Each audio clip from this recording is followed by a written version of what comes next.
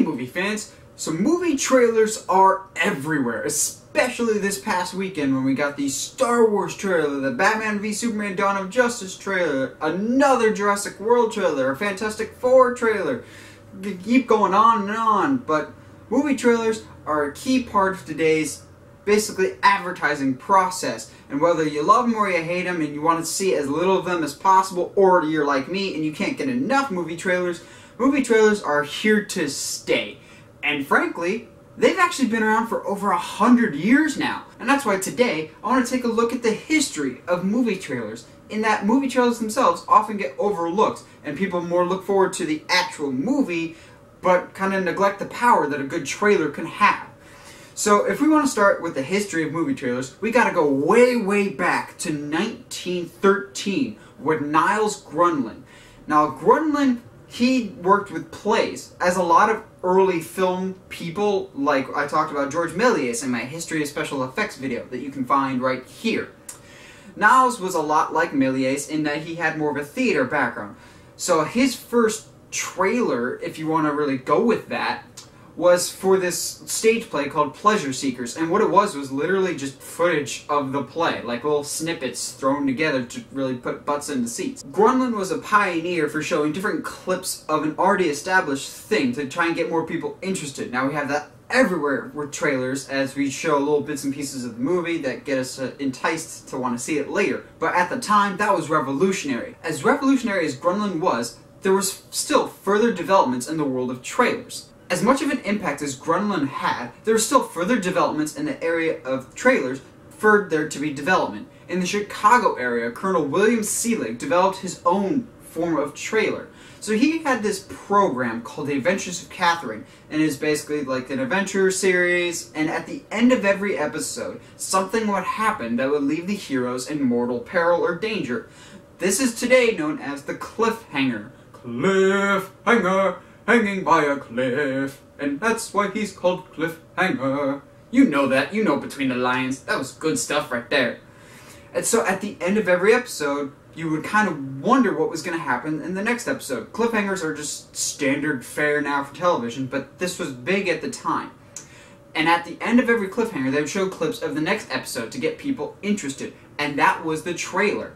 The trailer originally was at the end of a program, hence the name trailer, because it followed behind the original programming and got you interested in the next installment of whatever the franchise was. Another thing that's interesting to note when it came to old movie trailers is that back in the days when it was only one screen that you could see anything on, those were the days that the actual movie theaters themselves would be the ones making the trailers. The big studios and whatnot, they didn't make the trailers. The individual cinemas did. This was the trend for a long time, until the 1930s, when one actual company basically made all the trailers for all the different studios, like 20th Century Fox, Warner Brothers, Columbia, all those different ones, basically sent their content off to this company who would make their trailers. Now that's not the standard today.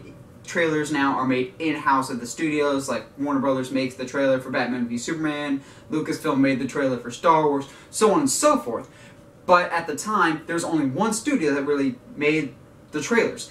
The problem arises, however, when you have one company making a whole bunch of trailers for a whole bunch of different studios, is that you only get really one flavor because it's from the same company over and over again. This was the trend for numerous years, that a lot of the old movie trailers kind of had the same taste and same flavor. Like they had the same cheesy text and black and white, and it very much copy-paste from trailer to trailer. Until Alfred Hitchcock came along. And Hitchcock is one of the most famous directors of all time, one of the best directors of all time. He was revolutionary in so many different aspects, and he really helped the trailer game as well. In his 1960 classic Psycho, Alfred Hitchcock made his own trailer, which was radically different from anything that we'd seen or we have seen since. And by today's standards, we would actually find it incredibly boring.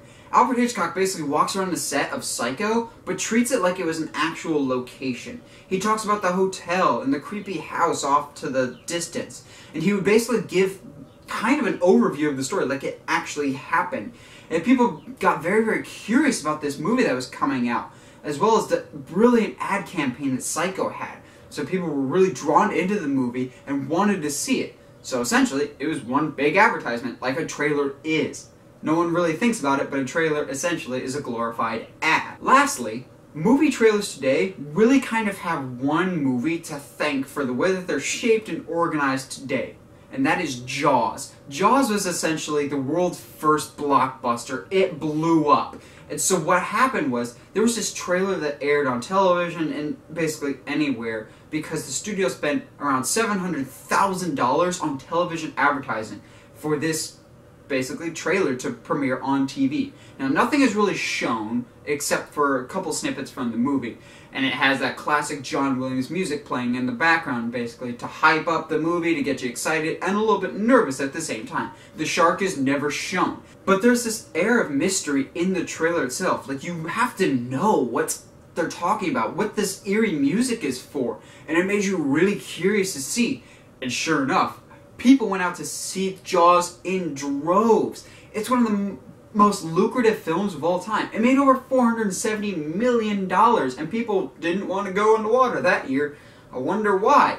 Yeah, Jaws had a slew of bad sequels, but when it came to that original, it set the precedent for all movies going forward. We're now in the blockbuster age because of Jaws, and essentially that trailer and the advertising going behind it. All movies nowadays rely heavily on their trailers. That's why you see so much advertising when a new trailer comes out.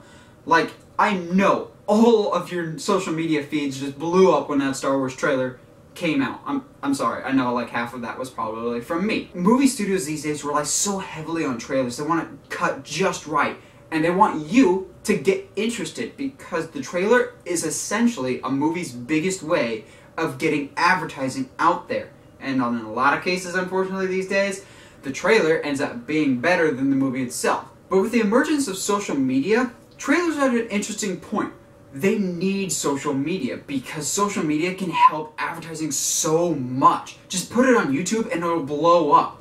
The Star Wars 7 trailer got over 88 million views within the first 24 hours. That's ridiculous. That's the power of the internet. A lot of trailers these days, I will say, spoil the movie. I'm looking at you, Terminator Genisys, but put a good spoiler-free trailer out there and it could do wonders for your movie. Trailers are advertising, so why don't you put forward the best possible ad you can? Well, what do you guys think? Do you like trailers? Do you not? Let me know in the comments below. And as always, if you like what you see and you want to see more, subscribe to the channel, or follow me on Facebook, Twitter, and Instagram at 17 Movie Reviews.